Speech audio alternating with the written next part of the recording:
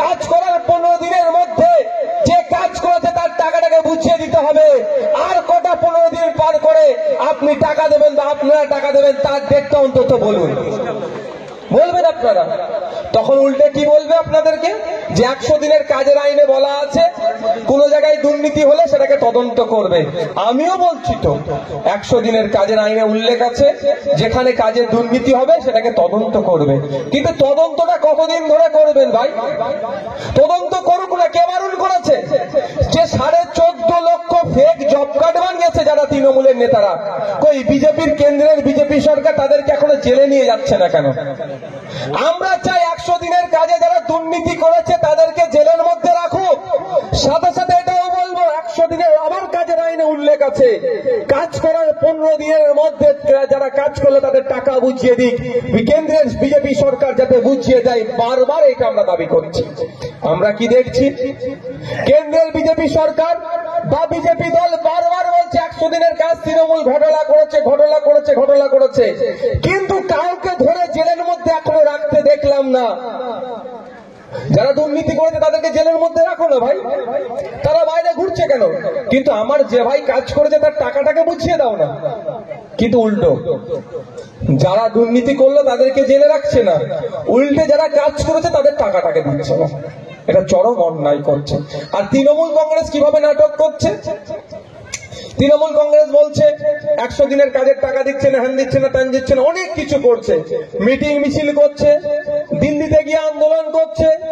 144কে উপেক্ষা করে যেখানে 3 জনের অধিক জামায়াত হতে নাই, করা যাবে না, সে জায়গাতে দাঁড়িয়ে ব্যানার আপনার স্টেজ করে মাইক লাগিয়ে কয়েকদিন যাবত আন্দোলন অবস্থান বিক্ষোভ করলো, সব করে নিচ্ছে, কিন্তু আসল যে জায়গায় টাকা পাওয়ার যে জায়গাটা সেখানে যাচ্ছে না।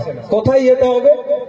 সংবিধানের ধারাতে উল্লেখ আছে, 131 নম্বর ধারাতে উল্লেখ আছে যে কোন জায়গায় যদি রাজ্য এবং কেন্দ্রের মধ্যে কোনো সংঘাত হলে, কোন রাজ্যে রাজ্যে যদি সংঘাত হয়, সেক্ষেত্রে সংঘাত যদি সমাধানের জন্য সে সুপ্রিম কোর্টে যেতে পারে। এক্ষেত্রে রাজ্যের সাথে কেন্দ্রের সংঘাত, রাজ্য বলছে কেন্দ্র নাকি টাকা দিচ্ছে না, যদি আমাদের টাকা না দেয় তো টাকাটা কিভাবে আনতে হবে? মিটিং মিছিল যা করছে আমি এর বিরোধিতা করছি না, সাথে তো আর একটা পন্থা অবলম্বন করতে হবে। সেটা কোথায়? Court, supreme court. সংবিধানের উল্লেখ আছে 131 নম্বর ধারাতে সুপ্রিম কোর্টে যেতে পারে, কিন্তু রাজ্য সরকারের কি দেখছি, সব করছে, মিটিং মিছিল করছে, আন্দোলন করছে, বনগাঁতে আন্দোলন করছে, শিলিগুড়িতে করছে, ভাঙড়ে করছে, সব জায়গায় করছে, কিন্তু দিল্লিতে গিয়ে আন্দোলন করছে, কিন্তু সুপ্রিম কোর্টে যাচ্ছে না। কারণটা কি ভাই? সুপ্রিম কোর্টে যেতে গেলে কিন্তু এভিডেন্স লাগবে, ডকুমেন্টস লাগবে, সেটা রাজ্য সরকারের আছে তো?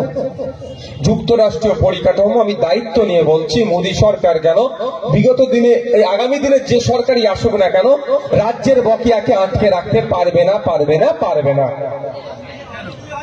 ব্যাপারটা হচ্ছে, উদাহরণের জন্য আপনাদের বলি, আছে অভিভাবকের কাছে 100 টাকা, 5 জনকে 20 টাকা করে ভাগ করে দিয়েছে, দিয়ে বলা আছে সিস্টেমের মধ্যে হচ্ছে 20 টাকাটা কোথায় কিভাবে খরচ করলো সন্ধ্যার সময় এসে অভিভাবককে বুঝিয়ে দিলে আগামীকাল আবার 100 টাকা 5 জনকে 20 টাকা করে বুঝিয়ে আবার দেবে।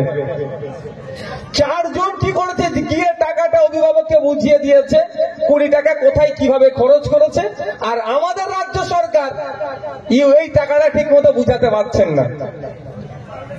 ইউটিলাইজেশন সার্টিফিকেট, যাকে ইউসি বলে। আর যদি আমার রাজ্য সরকার বলে যে বিজেপির অবিজেপির পশ্চিমবাংলায় বিজেপি শাসন কার্য নাই বলে টাকাটা আটকে দিয়েছে, তাহলে একটু আগিয়ে চলে যান, রাজস্থান তো কদিন আগে পালা বদল হলো, কংগ্রেসের সরকার ছিল, ওখানে কি 100 দিনের কাজ বন্ধ করে দিয়েছে।